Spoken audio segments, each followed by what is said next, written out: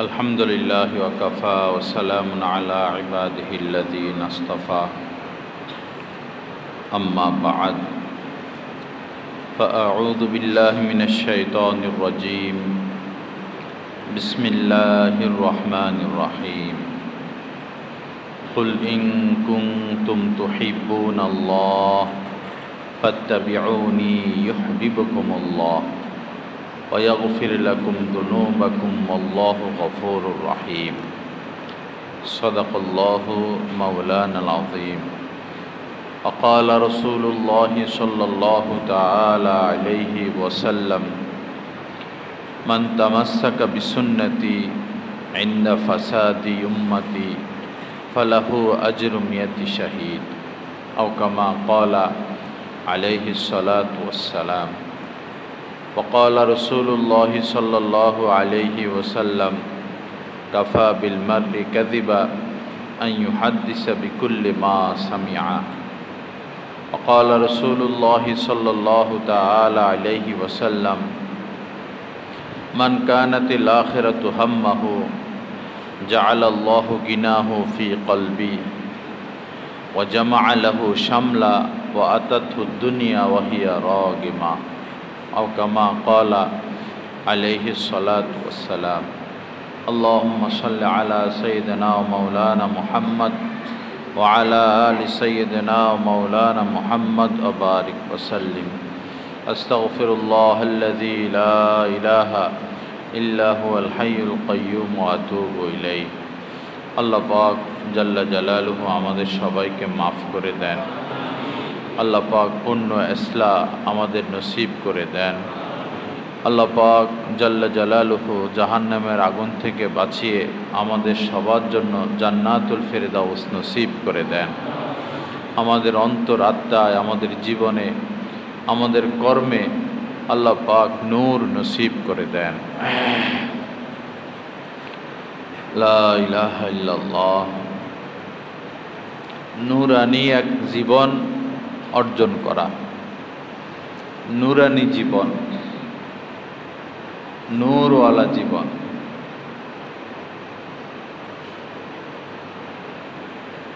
যখন মানুষ গুনাহমুক্ত থাকে,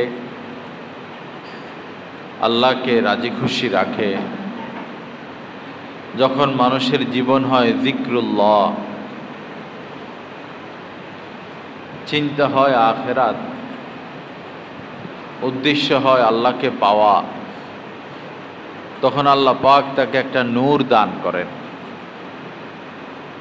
ওয়াজআলনা লাহু নূরান ইয়ামশি বিহি ফিন নাস। কোরআনে কারীমের মধ্যে আল্লাহ পাক বলেছেন যে তাকে আমি একটা নূর দান করি।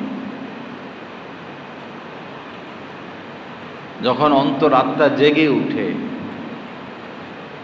অন্তরের চক্ষু, রূহের চক্ষু খুলে যায়, আধ্যাত্মিক জগতে তার একটা অবস্থান সৃষ্টি হয়, তখন আল্লাহ পাক তাকে একটা নূর দান করেন। ওয়াজআলনা লাহু নূরান, কোরআনে কারীমের আয়াত, ইয়ামশি বিহি ফিন নাস। যেই নূরের আলো দিয়ে, নূরের আলোকে, নূরের আলো দিয়ে সে এই জগতে বসবাস করে। তা নূরানি জীবন হাসিল করা, নিজেকে যখন গুনাহমুক্ত রাখবো, তো আমি আমার নিজের মধ্যে নূর অনুভব করতে থাকব। কেমন যেন আমার চেহারার মধ্যে নূর, আমার অন্তরের মধ্যে নূর, আমার চলাফেরার মধ্যে নূর, আমার কথাবার্তার মধ্যে নূর, আমার আচার আচরণের মধ্যে নূর। যেদিকেই বান্দা তাকাবে শুধু নূর আর নূর, নূর আর নূর দেখতে পাবে। সেই নূরানি জিন্দেগি হাসিল করা। নবীজি আল্লাহর কাছে দোয়া করতেন, আল্লাহ আমার সামনেও আপনি নূর দান করেন, আমার পিছনেও নূর দান করেন, আমার ডাইনেও নূর দান করেন, আমার বামেও নূর দান করেন, আমার উপরেও নূর দান করেন, আমার নিচেও নূর দান করেন, আমার অন্তরে নূর দান করেন, আমার চোখে নূর দান করেন। এভাবে দোয়া করতেন। ওয়াজআলনি নূরা, আল্লাহ আমাকে সারাপা নূর আর নূর হিসাবে আপনি কবুল করেন। সেই নুরানি জিন্দিগি হাসিল করা। একটা মাছকে আপনি যত পানির থেকে উঠাইয়া যদি তাকে হীরার পাত্রে রাখেন, দামি দামি দুনিয়ার দামি দামি খাদ্য খাবার তার সামনে পেশ করেন, কখনো সে সুখ পাবে না। আবার একটা গরু, একটা ছাগল যেগুলো স্থলে বসবাস করে, একটা বানর, একটা কুকুরকে আপনি পানিতে বেঁধে রাখলেন, পানিতে থাকে সে, তো সে সেখানে সুখ পাবে না।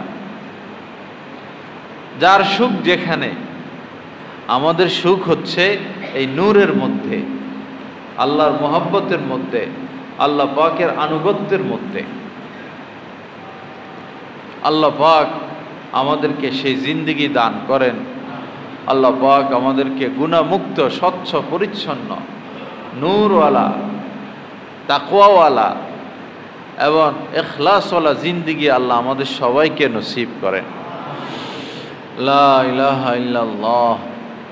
হাদিস শরীফের মধ্যে এসেছে, মান কানাতিল আখিরাতু হাম্মাহু। নবীজি বলেছেন, যার চিন্তা হয় কেবলই আখিরাত। মান কানাতিল আখিরাতু হাম্মা, যার চিন্তা, যার টার্গেট, যার উদ্দেশ্য শুধুই আখিরাত, জাআলাল্লাহু গিনাহু ফি কলবি। আল্লাহ পাক তাকে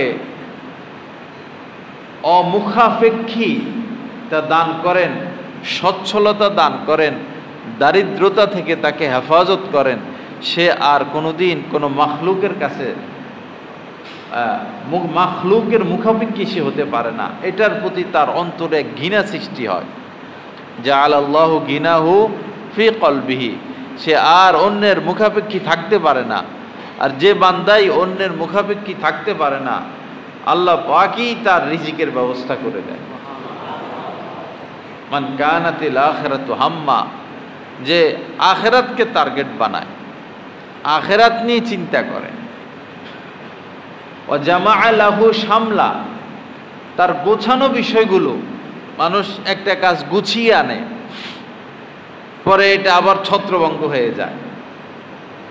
কিন্তু যে ব্যক্তির চিন্তা শুধু আখিরাত, তার গোছানো বিষয়গুলোকে আল্লাহ পাক আরো গুছিয়ে দেন এবং হেফাজতে রাখেন। কত বড় কথা! জাআলা লাহু শামলা, শামলা মানে তার গোছানো বিষয়গুলো। বহু মানুষ আছে ছোট ছোট বিষয় নিয়ে এত অস্থিরতা, সমাধান নাই। আর যারা আখিরাতকে যারা টার্গেট করে, তাদের বড় বড় বিষয়, এমন প্যাঁচ লাগছে যে প্যাঁচ আর ছুটে না, বড় বড় প্যাঁচ, এই প্যাঁচগুলো আল্লাহ ছুটাইয়া দেন। আর যারা দুনিয়া নিয়ে ব্যস্ত, তাদের ছোট প্যাঁচও কোনোদিন ছুটে না। ছোট প্যাঁচ, ছোট জামিলা, এটা আরো বড় হয়ে যায়। বুঝতে হবে, কোরআন সুন্নাহ, কোরআন হাদিস জানতে হবে, হক্কানি ওলামায়ে কেরামের সোহবতে আসা যাওয়া করতে হবে। নিজে নিজে দিন বুঝলে দিন বোঝা যায় না। নিজে নিজে কোরআন হাদিস পড়া শুরু করলে কিছুই বুঝবেন না, ওস্তাদ লাগে। দিন শিখতে ওস্তাদ লাগে। ও আতাতহুদ দুনিয়া ওয়াহিয়া রাগিমা, এরপরে নবীজি বলেন যে দুনিয়া এমনভাবে তার কাছে আসে যে তার এত পেরেশানি করতে হয় না, বরং দুনিয়া নিজেই লাঞ্ছিত হয়ে তার কাছে এসে উপস্থিত হয়। ও আতাতহুদ দুনিয়া ওয়াহিয়া রাগিমা, দুনিয়া নিজে লাঞ্ছিত হয়ে, নিজে ছোট হয়ে, নিজে নিজে তার কাছে চলে আসেন। হযরতে বড় পীর আব্দুল কাদের জিলানী রহমতুল্লাহ আলাই, ওনারা তো অনেক বড় মানুষ ছিলেন। তো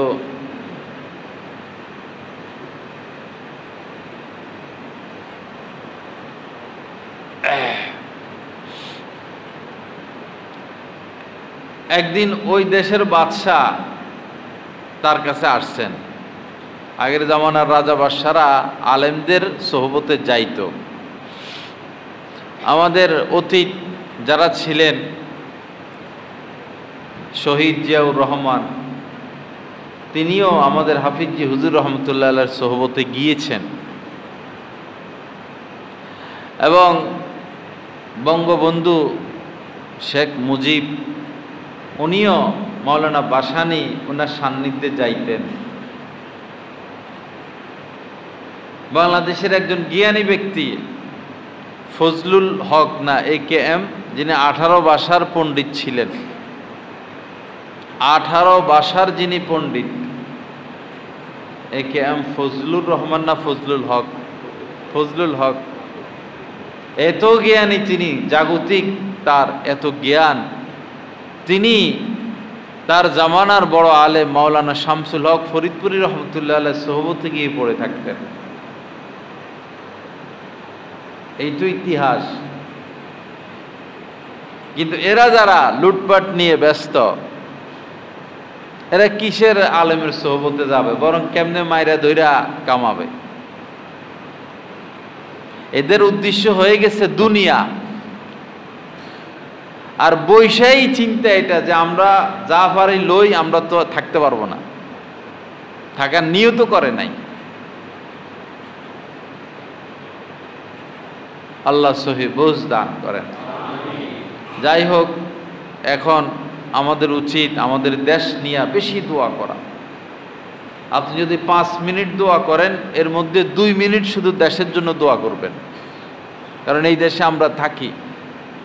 যারা দেশ প্রেম, দেশ ভালোবাসা এতদিন দেখাইছে, আসলে এরা চোর। দেশের কথা বলে বলে নিজের পেট ভরছে। আমাদের দেশে ভালো একজন সরকার আসুক, ওসি ভালো হোক, ডিসি ভালো হোক, সচিব ভালো হোক, এমপি ভালো হোক, চেয়ারম্যান ভালো হোক, সৎ হোক, দল না, সৎ লোক আসুক, সৎ লোকে দেশ চালাক। দলের প্রেম বের করে ফেলুন। স্বাধীনতার পর থেকে কোন দলের লোকদের ব্যাপারে চুরি দুর্নীতি প্রমাণিত নাই? দেখি একজনের সামনে পেশ করেন তো। যাদেরকে আমরা ভালোবাসি, যাদেরকে আবার আনতে চাই, একজন পেশ করেন যে এই উনি দেশ চালাইছে, চুরি করে নাই, দুর্নীতি করে নাই, বাটপারি করে নাই, লুণ্ঠন করে নাই। তো যিনি মুমিন, তিনি তো একই গর্তে 2 বার পা দিতে পারে না। যিনি মুমিন, তিনি এক ভুল 2 বার করতে পারে না। আপনার অন্তরে যদি দেশের ভালোবাসা থাকে, আপনি দলের ভালোবাসা বের করুন, সৎ লোককে জায়গায় জায়গায় বসান। এখন সুযোগ এসেছে। আমরা সৎ শাসন দেখি নাই, স্বাধীন হওয়ার পর থেকে আমরা সৎ শাসন দেখি নাই। শাসকের যোগ্যতা কি? শাসক কে হবে, সরকার কে হবে, এটা আমরা পুরোপুরি অবগত না। কিছু ভালো লোক দেশ চালাক, এই কামনা করি, এই কামনা করা উচিত আমাদের। লা ইলাহা ইল্লাল্লাহ আস্তাগফিরুল্লাহ আল্লাযী। এখন যারা দেশে আছে, বাহিরে আছে, আসতে চায়, একটু ভেবে দেখুন কত কোটি কোটি টাকা দেশের থেকে তারা লুণ্ঠন করছে।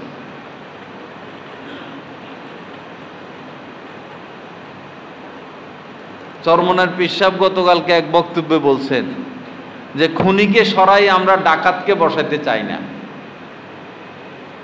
খুনিকে সরাইয়া ডাকাতকে বসাতে দিব না।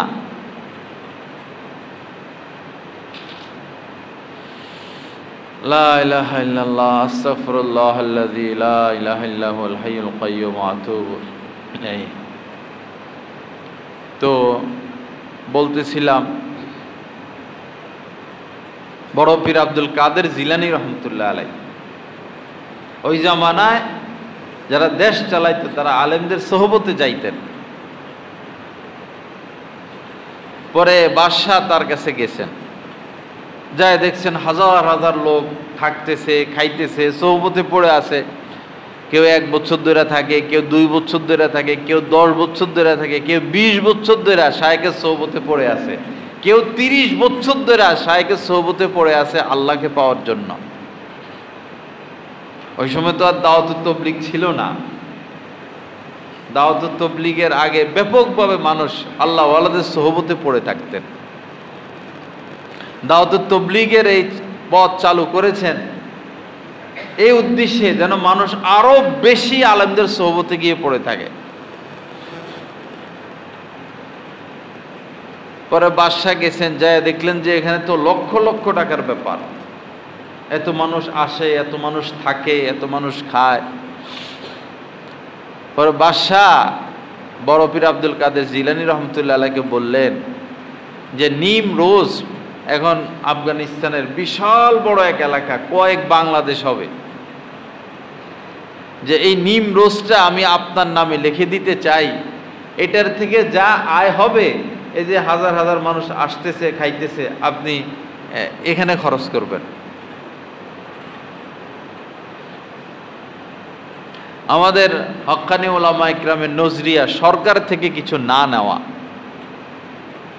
যেমন আমাদের কওমি মাদ্রাসা আমরা সরকার থেকে কিছু নেই না, 1 টাকাও না। দিতে চাইছে অনেকেই, না আমরা নিব না, নামই কওমি মাদ্রাসা। আমাদের অনেক হক্কানি আলেম আছেন সরকারি মসজিদের ইমাম খতিব, বেতন নেয় না।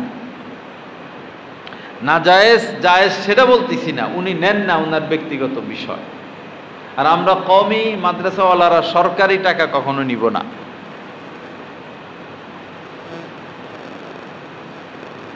ইমাম আহমদ ইবনে হাম্বল রহমতুল্লাহ আলাইহির ছেলে সরকারি একটা চাকরি করতেন 2 বছর,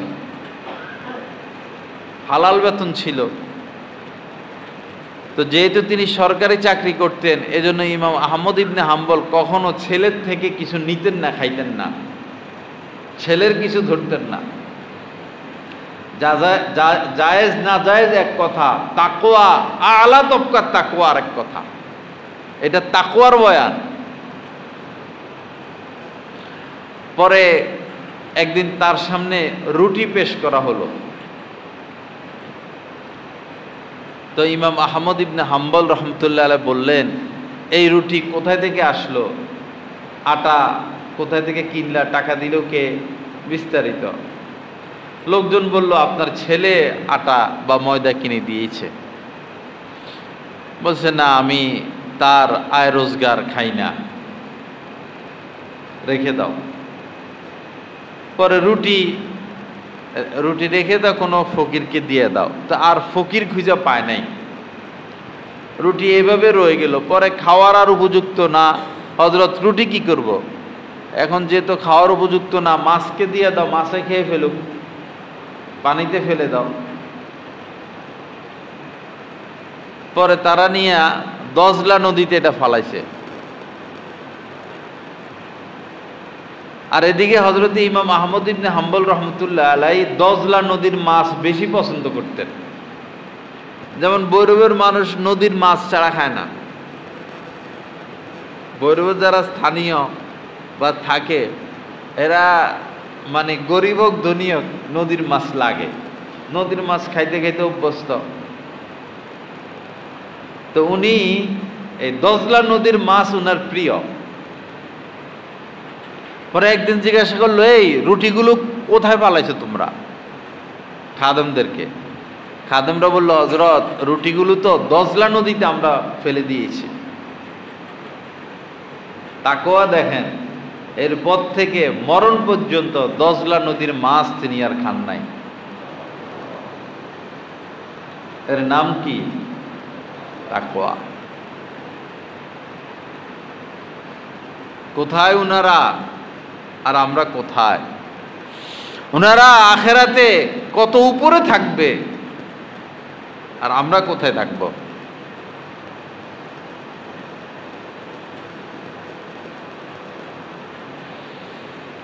লা ইলাহা ইল্লাল্লাহ। তো এই তাকওয়া হাসিল হবে তাকওয়া ওয়ালাদের সোহবতের দ্বারা। ভুল করব না। ডাক্তার, স্বাভাবিক ডাক্তার যত বেশি বড় বড় ডাক্তারদের পিছে ঘুরে তত তার যোগ্যতা বাড়ায়। বড় ডাক্তার একদম অধ্যাপক 30-40 বছর পর্যন্ত কোনো বিভাগের প্রধান, হাসপাতালের প্রধান, তারাও আবার চলে যায় চীনে ট্রেনিং করতে, যুক্তরাষ্ট্রে ট্রেনিং করতে, সেই সিঙ্গাপুর 1 সপ্তাহের জন্য চলে যায়। তারাও যারা বিভাগীয় প্রধান, হাসপাতালের প্রধান, সোহবতে যায়। সোহবত ছাড়া হবে না তো। যে কোনো লাইনে আপনি উপরে উঠতে চান, ওই লাইনের যিনি অভিজ্ঞ তার কাছে থাকতে হবে, আপনার দেখতে হবে। লা ইলাহা ইল্লাল্লাহ। তো বড় পীর আব্দুল কাদের জিলানীর সামনে রহমতুল্লাহ আলাইহি পুরা নিম রোজ দিয়া দিছেন যে হযরত এটা আপনি নিয়ে নেন, আর এই হাজার হাজার মানুষের খাবারের ব্যবস্থা এখান থেকে হবে। তিনি নিতে রাজি হন নাই, তিনি অস্বীকার করছেন যে না, আমি নিব না। পরে বলছেন, যেদিন থেকে আল্লাহর কাছে চাওয়া শিখছি, আল্লাহর থেকে নেওয়া শিখেছি, সেদিন থেকে দুনিয়ার মানুষের কাছ থেকে হাত তুলে নিয়েছি, হাতকে গুটিয়ে নিয়েছি। যেদিন থেকে আল্লাহর কাছে চাওয়া শিখেছি, সেদিন থেকে মানুষের কাছ থেকে হাতকে গুটিয়ে নিয়েছি। বাকি আমরা সাধারণ মানুষ যারা, আমাদের তো নাজাত পাইতে হবে। আল্লাহওয়ালা এক একজনের এক এক শান, এক এক ফুলের এক এক গ্রান। আমরা আল্লাহওয়ালা পাইলে তাদেরকে না ছাড়া। একজন হক্কানি আল্লাহওয়ালা আলেম, তিনি সরকারের দ্বারে কাছেও যাবে না, কিন্তু সরকারের দায়িত্ব তার না ছাড়া, কারণ তার কাছে চিকন চিকন বুদ্ধি পাবে সে।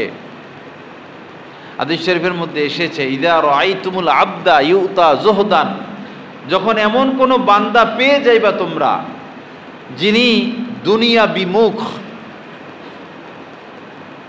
গুণামুক্ত, দুনিয়ার থেকে বিমুখ এবং কথা বলে কম, সারাদিন কটকট কটকট পটপট পটপট এরকম করে না, দরকারি ছাড়া কথা বলে না, কথা কম বলে, কিল্লাতা মান্তিকিন, কথা কম বলে, এরকম কোন আল্লাহওয়ালা যদি পাও, 2 গুণ বলছেন, দুনিয়া বিমুখ এবং কথা বলে কম, ফাখতারিবুহু, তোমরা তার নিকটতম হও, তার কাছে আসো, তাকে আপন বানাও। ফা ইন্নাহু ইউলকিল হিকমা, কেননা তার কথার মধ্যে তুমি হিকমত খুঁজে পাইবা। তোমার ভিতরে অনেক জটিলতা, এই জটিলতার সমাধান তার কথার মধ্যে তুমি খুঁজে পাইবা। সহিহ হাদিস। তা আমরা যদি এমন লোক পাই, আমাদের দায়িত্ব তাদেরকে খোঁজা। তারা দুনিয়া নিতে চাইবে না, আমরা আমাদের সহযোগিতার মাধ্যমে তাদেরকে আমরা সহযোগিতা করব। তাদের সহযোগিতা মানে দ্বীনের সহযোগিতা। একসময় আসবে যে হক্কানি আলেম আর থাকবে না, দ্বীনও থাকবে না। দেখতেছেন আর কি, হাজার হাজার মাদ্রাসা, দ্বীন তো চলে যাচ্ছে। মাদ্রাসা বাড়তেছে সত্য, দ্বীন কমে যাচ্ছে, তাকওয়া কমে যাচ্ছে। মাদ্রাসা তো হলো দ্বীন শিক্ষার কেন্দ্র, দ্বীন চলে যাচ্ছে। নবীজি বলেছেন, সাপ যেভাবে সকালবেলা গর্ত থেকে বের হয়, ঘুরাঘুরি করে সন্ধ্যা আবার গর্তে চলে যায়, মদিনার এলে মদিনা থেকে বের হয়ে এক ঘুরে দিবে সারা দুনিয়া, ঘুরে আবার মদিনায় চলে আসবে। লক্ষ্য করুন, যখন সাহাবাদের জিন্দিগি, তখন এলমের চর্চা শুরু হয়ে গেছিল। সাহাবাদের পরে, সাহাবাদের জামানায় ছিল মদিনা, সাহাবাদের পরের জামানায় ইরাকের দিকে চলে আসছে এলমি চর্চা। ইমাম আবু হানিফা সহ ওনাদের সবার বাড়ি এই এলাকায়। এরপরে সিহা সিত্তার যে 6 কিতাব, বুখারী, মুসলিম, তিরমিজি, আবু দাউদ, নাসাই, ইবনে মাজা, এরপরে মুয়াত্তাই, এই সব কিছু যারা সংকলন করেছেন, হাদিসগুলোর লেখক যারা, মানে সংকলক যারা, সব রাশিয়ার বড় বড় আলেম। আশ্চর্য বিষয়, এই ইরাক থেকে এলমি চর্চাটা কেমন জায়গা যেমন বের হয়ে আফগানিস্তান, এরপরে ইরান, এই রাশিয়া, এই এলাকায় চলে আসছে। পরে সোভিয়েত ইউনিয়নের বিভিন্ন বিষয়, ইমাম বুখারী রহমতুল্লাহ আলাইহি যে মাদ্রাসায় পড়াইতেন, ওনার দর্শে 90,000 ছাত্র বসত। বুখারীর দর্শে 90,000 ছাত্র বসত।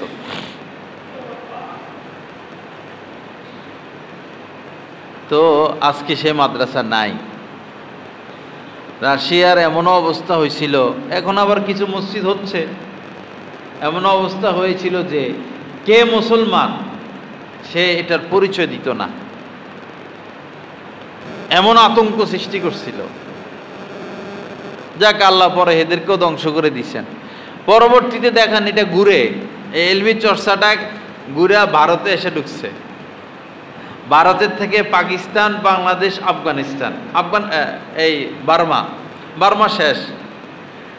এখন এই এলমি চর্চাটা সারা বিশ্বের মধ্যে দেওবন্দ, করাচি, পাকিস্তান, এই বাংলাদেশের মধ্যে আছে। এখন কেমন যেন আবার বের হয়ে যাচ্ছে, চলে যাচ্ছে। আমরা আমাদের স্বার্থে আলেমদের কদর করতে হবে। আমরা আমাদের স্বার্থে আলেমদের কদর করতে হবে। আলেমদের কদর করব না, আল্লাহ হক্কানি আলেম রাখবেন না। বস মদ, গাঁজা, জুয়া, সুদ, ঘুষ, পাপের কর্ম করে আমরা শেষ হয়ে যাব। হক কথা, সৎ কাজের আদেশ, অসৎ কাজের নিষেধ, মানুষকে দ্বীনের পথে ডাকা মিম্বার ছাড়া এখন কোথায় হয়? শুক্রবারের দিন এই যে মিম্বারে সারা দেশের মধ্যে খতিবরা বয়ান করে, আর কোথায় হয়? সেই পার্লামেন্টেও, গণভবনেও এই জুমার মসজিদ আছে, সেখানে যদি ভালো একজন আলেম বসে তো এরকম হক কথাই বলে। চোখ খুলে দিতে হয়, তো সাধারণ মানুষের চোখ খুলতে হয়, অন্তর খুলতে হয়, বিবেকের মধ্যে নাড়া দিতে হয়। এই ভুলের মধ্যে আমরা আছি।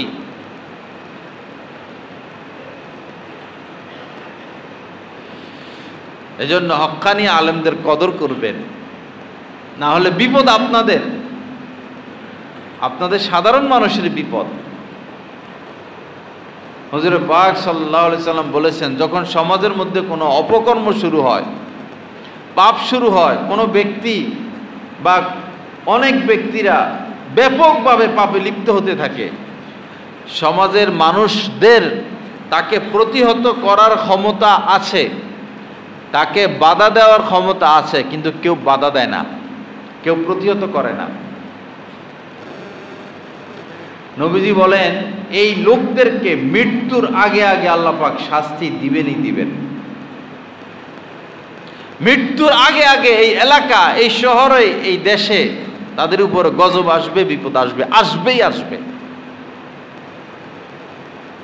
মিম্বর ছাড়া আর কোথায় এই অন্যায়গুলো ধরে দেওয়া হচ্ছে? এই যে ছেলেরা এই ল্যাংটা হয়ে হয়ে ঘুরে, আমি তো দেখি না সমাজের মানুষ কেউ বলতে, এই তুই এটা পড়লি কি জন্য? মেয়েরা গায়ে ওড়না রাখে না, কে নিষেধ করে, কে বাধা দেয়? ইচ্ছা অনিচ্ছায়, শখে যারা সিসিতে ঢুকে, শখে ঢুকে, বেশিরভাগ শখ কইরা আরেকটা প্রজেক্ট ধরে, আরেকটা ব্যবসা ধরে, আরেকটা দোকান কিনে, আরেকটা জায়গা কিনে, আরেকটা বাড়ি বানায়, ওই শখে যাইয়া সিসিতে ঢুকে। এত কঠিন শব্দ প্রয়োগ করে আমরা এখান থেকে বলি, আমরা বুঝতেছি আমাদের আপন মানুষের গায়ে লাগতেছে, আপন মানুষের অন্তর ছিন্ন ভিন্ন হচ্ছে, বক্তবিন্দু ছুটে যাচ্ছে, আপন লোক ছুটে যাচ্ছে, আপন পর হয়ে যাচ্ছে। এরপরও ছুটুক না আপন, সব দুশ্মন হোক, এরপরও যদি মানুষ জাহান্নামের আগুন থেকে বেঁচে যায়, আমরা কামিয়াব, আমরা সফল। আল্লাহর কাছে যদি এই রুসিলে আমরা নাজাত পাই। খাতির লাগাইয়া যদি ওয়াজ করতাম, এরকম মসজিদ এতদিন আরো 10টা বানানো লাগতো, এত মুসল্লি হইতো। যদি খাতির লাগানো কথা বলতাম, শুধু হেলিকপ্টার 2-4টা এসে দাঁড়াইয়া থাকলো কমলপুর মাদ্রাসায়, যে উঠেন তাড়াতাড়ি অমুক জায়গায় বয়ান করে আসেন। আমি খুব কাছের মানুষকেও দেখছি, যখন তার গায়ে লাগছে বাস আমার বিরোধিতা শুরু করছে। বিরোধিতা করুক, সেটা বুঝের ভুল, সেটা টেনশন করি না, কিন্তু এই হক কথাগুলো কে বলবে?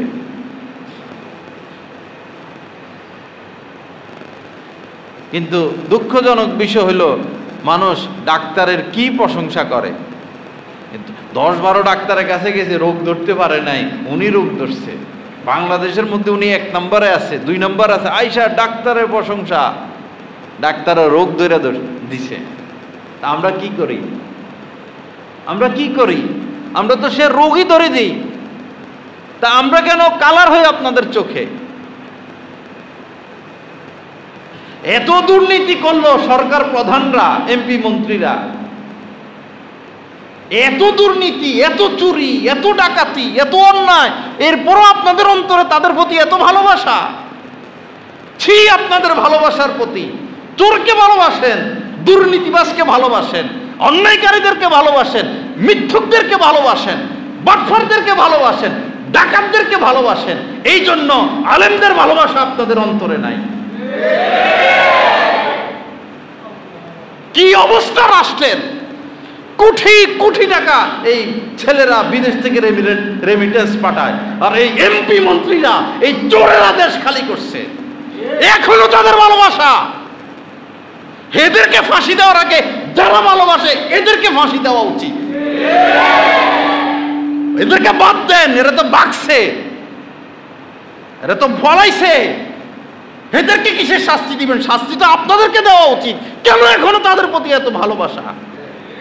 আরো জঘন্য তারা, যারা ওই চোরদেরকে আবার ক্ষমতায় আনতে চায়। আরো জঘন্য তারা। এখনই তো শুরু করছে। কোথায় ক্ষমতা? এখনই শুরু করে দিছে খাওয়া। আশ্চর্য বিষয়, এত কম আকল, কম জ্ঞান। রাষ্ট্রের ভালোবাসা যার অন্তরে আছে, দেশের ভালোবাসা যার অন্তরে আছে, সে যাদের ব্যাপারে দুর্নীতি প্রমাণিত, যে দলগুলোর ব্যাপারে দুর্নীতি প্রমাণিত, তারা তাদেরকে ভালোবাসতে পারে না। আমরা রাজনৈতিক বক্তব্য পারি, যদি ওই লাইনে যাইতাম তো আমাদের স্টেজে এরকম লক্ষ লক্ষ লোক আইতো আর নারায় তাকবীর দিত। কিন্তু ইচ্ছা করে সেই পথ বর্জন করছি, কারণ হলো এসলাই কথা বলার লোক নাই। সবাই কেমনে ভাইরাল হবে, কেমনে লক্ষ লক্ষ মানুষকে খাতির করবে, ওই ধান্দায় পড়ে গেছে। ত্রাণের প্যাকেট একটা দেয়, ছবি তুলে 10টা, শুধু ভাইরাল কিভাবে হবে? আমরা ওই পথ বর্জন করছি। দেখি না মানুষকে আল্লাহওয়ালা বানানো যায় কিনা, নিজে আল্লাহওয়ালা হওয়া যায় কিনা। বাবা এসলা হয় নাই, এসলা হয় নাই। নিজের দেশকে ভালোবাসেন, আর ওই ব্যক্তিকে ভালোবাসেন যিনি দেশকে ভালোবাসেন। হুব্বুল ওয়াতানি মিনাল ঈমান, নিজের দেশকে ভালোবাসা এটা ঈমানি বিষয়।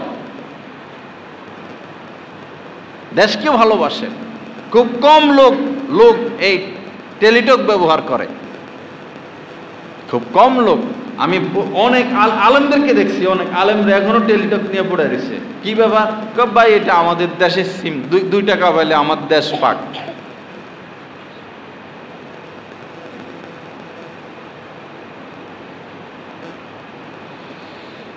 লা ইলাহা ইল্লাল্লাহ। আল্লাহ পাক আমাদেরকে মাফ করে দেন।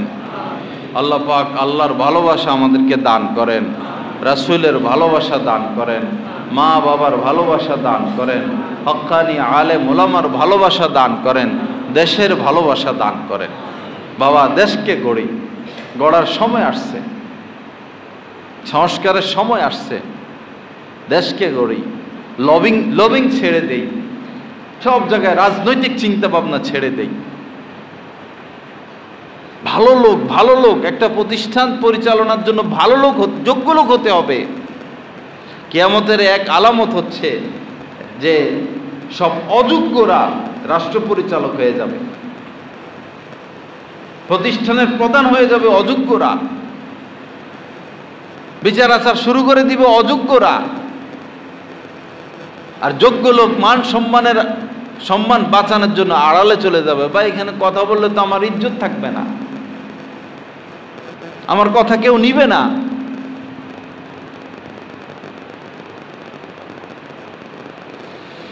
আস্তাগফিরুল্লাহাল্লাযী লা ইলাহা ইল্লা হুয়াল হাইয়ুল কাইয়্যুম ওয়া আতুবু ইলাইহি। যাই হোক, বলতেছিলাম ভালো মানুষের কদর করা,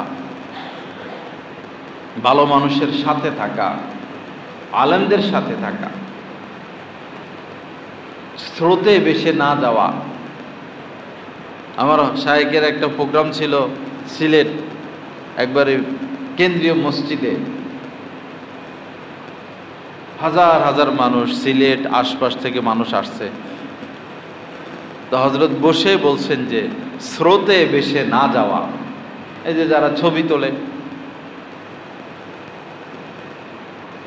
ছবি তুলা তুলা ভাইরাল, কি ওয়াজ করে, ওয়াজ মাহফিলকে শেষ করে দিল। প্রত্যেকটা মাহফিলে পোস্টারের দিকে তাকাইলে রুচি নষ্ট হয়ে যায়। যাদেরকে দেখলে লক্ষ মানুষ যায়, তাদেরকে দেখলে রুচি নষ্ট হয়ে যায়। শুধু গাড়ির থেকে নামে, ক্যামেরা 15-20টা রেডি করে, এই পাগল ছাগলের মতো কি কয় না কয়, যেন মানুষের মধ্যে একটা উত্তেজনা সৃষ্টি হয়। এটা হামকি দুমকি কইয়া বস বান্ডিলটা লইয়া মনে হয় 20টা মাহফিল আছে, দুপুর থেকে শুরু করছে, 20-30টা আছে। কোথায় চোখের পানি, কোথায় কান্নাকাটি, কোথায় উম্মতের দরদ, কোথায় উম্মতের ব্যথা।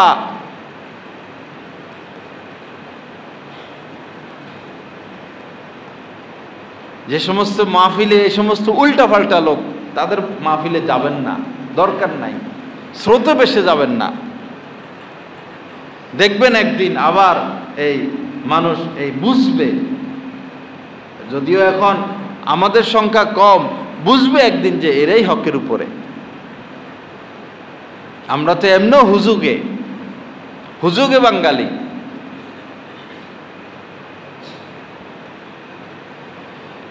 লা ইলাহা ইল্লাল্লাহ আস্তাগফিরুল্লাহাল্লাযী লা ইলাহা ইল্লা হুয়াল হাইয়ুল কাইয়্যুম ওয়া আতুবু ইলাইহি।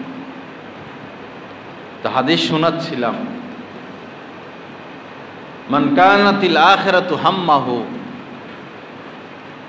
যার লক্ষ্য হবে, চিন্তা হবে কেবলই আখিরাত, জাআলাল্লাহু গিনাহু ফি কলবি, আল্লাহ পাক তার ভিতরে অমুখাপেক্ষিতা সৃষ্টি করে দিবেন।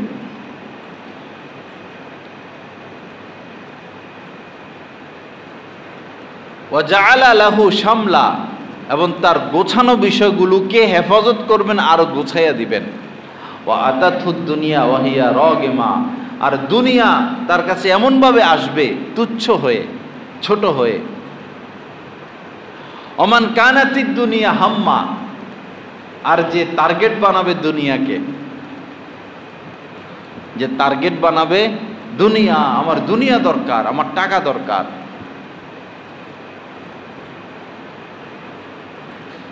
জাআলা ফাকরাহু বাইনা আইনাইহি। খুবই গুরুত্বপূর্ণ কথা, এই রোগ সবার, 98%, 95%। জাআলা ফাকরাহু বাইনা আইনাইহি, আল্লাহ পাক তার দুই চোখের মধ্যে দারিদ্রতা ঢেলে দিবেন। সে 1000 কোটি টাকার মালিক, এরপরও তার দারিদ্রতা দারিদ্রতা দারিদ্রতা, তার অভাব তার অভাব, মানে চোখের মধ্যে অভাব, মনের মধ্যে অভাব। আসলে অভাব নাই, সম্পদেরও অভাব নাই, টাকারও অভাব নাই, গাড়ির অভাব নাই, বাড়ির অভাব নাই, সব আছে, কিন্তু তার অন্তরে আল্লাহ পাক অভাব ঢুকাইয়া দিয়েছেন, চোখে অভাব ঢুকাইয়া দিয়েছেন। সে অসুস্থ, সে মারা যাচ্ছে, সে লাইফ সাপোর্টে আছে, তার 70 পার হয়ে গেছে, 80 পার হয়ে গেছে, এখনো টাকা টাকা টাকা টাকা, না একটু আরামে ঘুমায়, না একটু আরামে বসে, না একটু ভালো খায়, না একটু বিশ্রামে থাকে, না একটু শান্তিতে থাকে, না একটু নামাজ, না রোজা, না দিনের কাজ, না শুধু টাকা টাকা টাকা টাকা, শেষ নিঃশ্বাসের আগ পর্যন্ত। আসলে জাআলা ফাকরাহু বাইনা আইনাইহি, আল্লাহ ওই সেই দুনিয়াকে টার্গেট বানানোর কারণে আল্লাহ তার দুই চোখের মধ্যে দারিদ্রতা ঢেলে দিয়েছেন। দারিদ্রতা ছাড়া তারা চোখে কিছু দেখে না। দেখুন এই রোগে আমরা রোগী কিনা। আর শাইতানু ইয়াইদুকুমুল ফাকরা ওয়া ইয়া'মুরুকুম বিল ফাহশা, কোরআনে কারীমের আল্লাহ পাক বলেছেন ইয়াইদুকুমুল ফাকরা, আল্লাহ পাক তোমাদেরকে শয়তান তোমাদেরকে দারিদ্রতার ভয় দেখায়। শয়তান মানুষকে দারিদ্রতার ভয় দেখায়, কিন্তু যাদের এলেম আছে তারা তো বিষয়টা বুঝে এটা শয়তানের কারসাজি। আর যারা সাধারণ মানুষ তারা তো ব্যাপারটা বুঝতে পারে না। এই কারণে সে ঘুম থেকে উঠা, ঘুম আসার আগ পর্যন্ত গাড়ির চাক্কা যেভাবে ঘুরে, আল্লাহর বান্দারা এরকম ঘুরে। ঘুরুক, অসুবিধা নাই, হালাল পথে ঘুরুক, চাক্কাটা হালাল পথে ঘুরাক, দান সদকা করুক, জাকাত দিয়ে দেখ, নিজের আখেরাতের জন্য কিছু খরচ করুক। ঘুরে তো নিষেধ না, টাকা পয়সা তো নিষেধ না, কিন্তু নিজের জন্য কিছু নিবেন না আপনি? আপনার নিজের জন্য তো কিছু নিয়ে যাবেন। লা ইলাহা ইল্লাল্লাহ। তো জাআলা ফাকরাহু বাইনা আইনাইহি, আল্লাহ পাক তার তাদের দুই চোখে দারিদ্রতা ঢেলে দেন। ও ফাররাকা আলাইহি শামলা, এবং তার গোছানো বিষয়গুলোকে আল্লাহ পাক আবার অগোছালো করে দেন। গোছানো বিষয়কে অগোছালো করে দেন। বহু চেষ্টা করে একটা জিনিস গোছাইয়া আনেন। জন্মদিন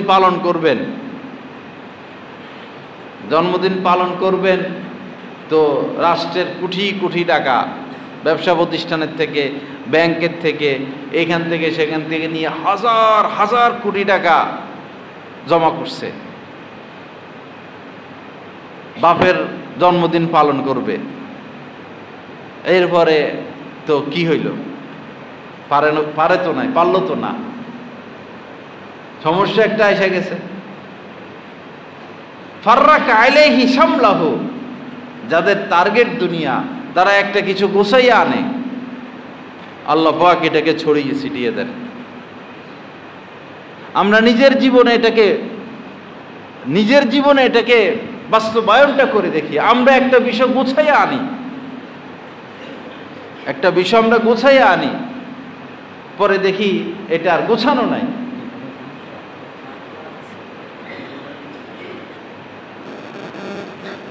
এটা আর গোছানো থাকে না।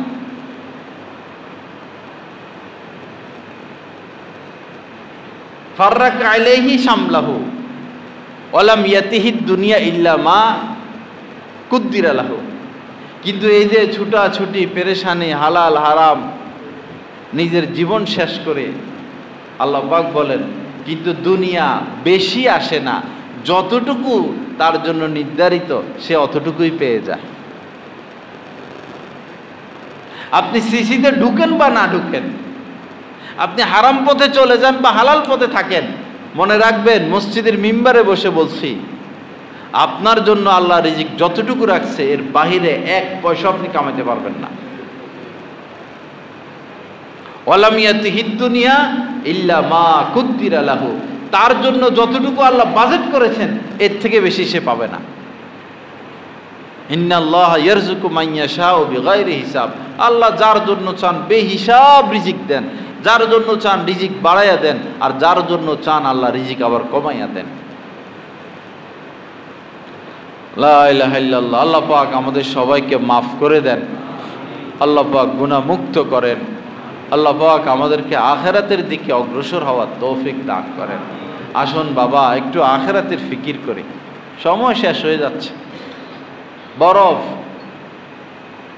আমাদের জীবনটা বরফের মতো, বরফের চাকা গলতেছে। দেখবেন বরফের চাকা শেষ সময় বেশি দ্রুত গলে, প্রথমে একটু আস্তে গলে, প্রথমে তো গলেই না, পরে গলা শুরু হয়, অর্ধি গলার পর দ্রুত সে শেষ হয়ে যায়। আমাদের জীবনটা এরকম দ্রুত শেষ হয়ে যাচ্ছে। কখন যে 30 হইল, কখন 40 হইল, কখন 50 হইল, কখন 60 হইল, খবর নাই। আখিরাতের জন্য তো কিছু হলো না, এখনো কিছু হলো না। কত রাজা বাদশাহ এই বাংলাদেশে ছিল, আজ তারা কোথায়? অপকর্মের কারণে কি শাস্তি হচ্ছে তাদের কবরে।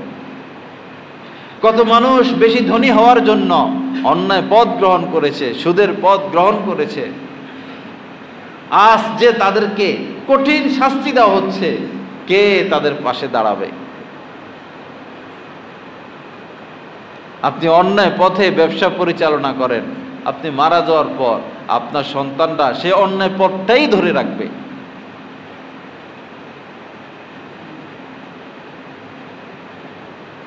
আল্লাহ আমাদেরকে হেফাজত করে।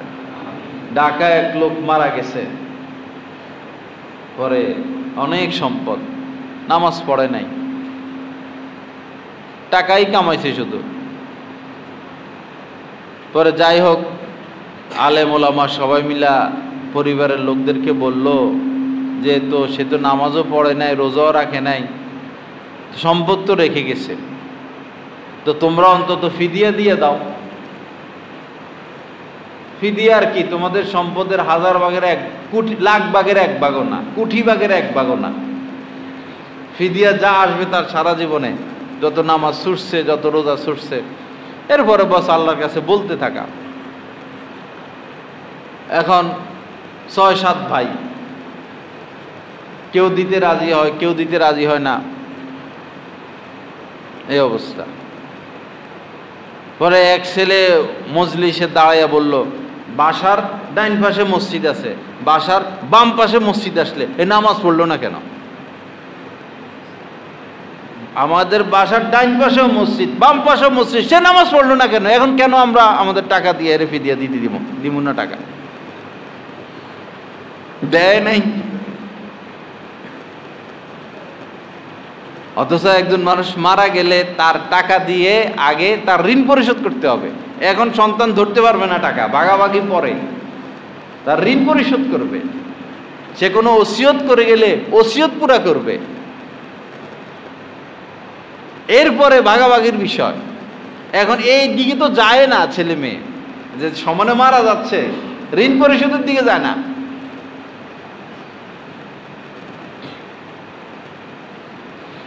আল্লাহ আমাদেরকে মাফ করেন, আল্লাহ পাক আখেরাতের পথে অগ্রসর হওয়ার তৌফিক দান করেন। আসুন ভাই, নামাজ ধরে ফেলি, নামাজ পড়া শুরু করি। আর পিছনের নামাজ যেগুলো ছুটে গেছে এগুলোও আস্তে আস্তে আদায় করি। অন্তত কমপক্ষে প্রতিদিন যদি 1 ওয়াক্তের কাজ আমরা আদায় করি, মাগরিবের সময় থাকে লম্বা সময়, বা এশার সময়, যখন আপনি সুযোগ পান, প্রতিদিন যে কোনো 1 ওয়াক্তের কাজা যদি আদায় করা শুরু করে দেয়, 1 ওয়াক্ত হয়, ফজর হয়, জোহর হয়, আসর হয়, মাগরিব হয়, এশা হয়, বিতের, যে প্রতিদিন আমি 1 ওয়াক্তের কাজা আদায় করব, তাহলে দেখবেন আস্তে আস্তে অনেক আদায় হয়ে গেছে। আর আদায় করব, ছুটে যাওয়া নামাজ, অমরি কাজা যেটা, ছুটে যাওয়া নামাজ আদায় করব করে আর করা হবে না, এই নামাজগুলো আপনার ঘাড়ে থেকে গেল। এরপরে রোজা ছুটছে অনেকের, সপ্তাহে যদি একটা করে রোজা রাখি আমরা, তো বেশি দিন লাগবে না, পিছনের রোজা সব আদায় হয়ে যাবে। মাপের একটা রাস্তা, বান্দার হক আমার দ্বারা যতটুকু নষ্ট হয়েছে আস্তে আস্তে করে আদায় করতে থাকি। আদায় করতে না পারলে তাদের কাছে মাপ চাই, আর সামনে যেন আমাদের দ্বারা বান্দার হক নষ্ট না হয়, এই ব্যাপারে ফিকির করি। আল্লাহ আমাদেরকে সহি বুঝ দান করেন। বাবা, একটু সময় নাই, কখন কি হয়, কখন পৃথিবীর অবস্থা কি হয়, দেশের অবস্থা কি হয়, হঠাৎই মানুষ চলে যায়, একদম হঠাৎ চলে যায়। সুস্থ মানুষ চলে যায়, অসুস্থ মানুষ মরে না, লাইফ সাপোর্টে আছে সে মরে না, 80-90 বছর বয়স হয়ে গেছে সে মরে না, জোয়ান মানুষ মরে যায়, অসুখ নাই, কিছু নাই। দুর্ভাগা না হই, নিজের অকল্যাণ নিজে কামনা না করি। ইমান হারা হয়ে মারা গেলাম, বেনামাজি হয়ে মারা গেলাম, দাড়িগুলো ছাড়া মারা গেলাম, সুদী অবস্থায় মারা গেলাম, ঘুষি অবস্থায় মারা গেলাম, অন্যের হক নষ্ট করা অবস্থায় মারা গেলাম, অমরি কাজাগুলো রেখে মারা গেলাম, আমার তো উপায় নাই।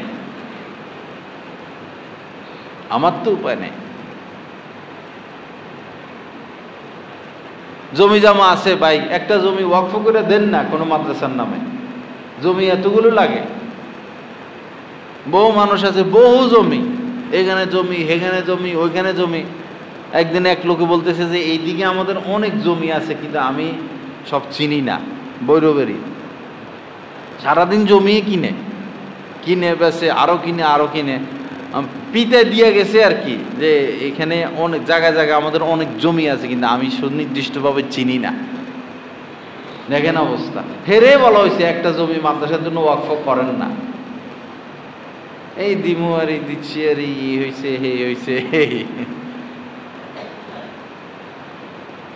একজন লোকরে অনেক বলা হয়েছে যে একটা জমি ওয়াকফ করেন, দিনই প্রতিষ্ঠান হবে। পরে কারে ওয়াকফ করলে পরে ছেলে মেয়েরা এগুলা পায় না। পরে এমন হয়েছে যে ছেলে মেয়েরা সব নিয়ে গেছে জমি জমা। এখন পরে ছেলে মেয়ের নামে মামলা, কেমনে জমি আরো ফিরে আনা যায়, চোখের সামনের ঘটনা।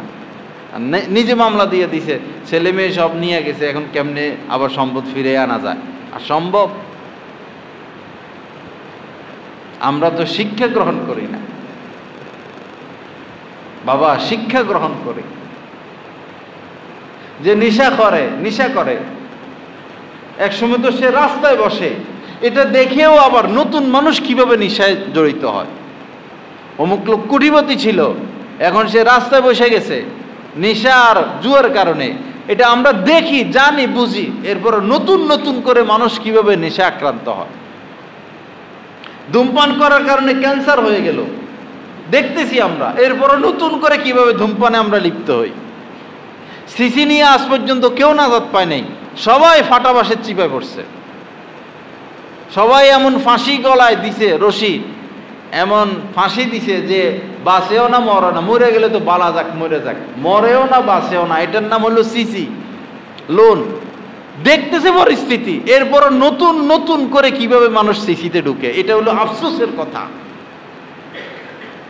ভাই। চোখ কান খুলি না, পাপের পথে পা দিয়ে আপনার এই পা তো থাকবে না। আপনার এই পায়ের কদমের সিদ্ধান্তের উপর তো আল্লাহর সাহায্য নাই। অফাররাকা আলাইহি সামলাহু, তার গোছানো বিষয়গুলোকে আল্লাহ পাক অগোছালো করে দিবেন।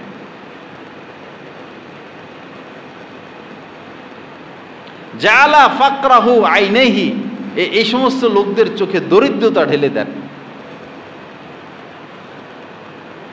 অন্ধ হয়ে যায়। লা ইলাহা ইল্লাল্লাহ। আল্লাহ পাক আমাদের সবাইকে মাফ করে দেন। আল্লাহ পাক আমাদেরকে ইসলাহে কামেল নসিব করেন। যা কিছু আলোচনা হলো আমাদের সবাইকে আমলের তৌফিক দান করেন। আল্লাহ পাক আমাদেরকে গুনাহমুক্ত জিন্দেগি দান করেন।